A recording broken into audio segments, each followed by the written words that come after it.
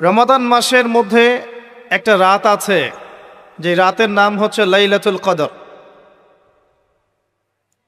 আমি আশা করি আপনারা সবাই এই সূরাটা জানেন। বা'দা আউযু বিল্লাহি মিনাশ শাইতানির রাজিম, ইন্না আনজালনাহু ফি লাইলাতুল কদর। নিশ্চয়ই আমি কোরআনকে নাজিল করেছি লাইলাতুল কদরে, ভাগ্য রজনীতে। ওয়ামা আদরাকা মা লাইলাতুল কদর।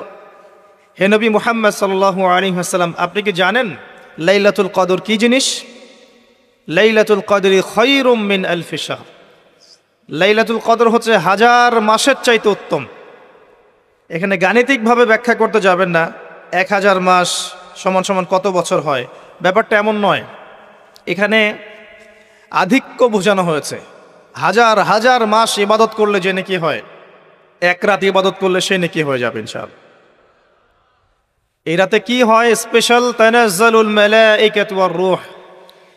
এই মাসে আল্লাহর পক্ষ থেকে আল্লাহর ফেরেশতারা নেমে আসেন। কোথায় নেমে আসেন? পৃথিবীতে। তাদের সর্দার হিসেবে থাকেন জিবরাইল আলাইহিস সালাম। তানাজ্জালুল মালাইকাতু ওয়ার রূহু ফিহা বিইذনি রাব্বিহিম। আল্লাহর রবের আদেশে তারা এই কাজটা করেন। মিন কুল্লি আমর, প্রত্যেকটা বিষয়ের ফয়সালা হয় এই রাতে।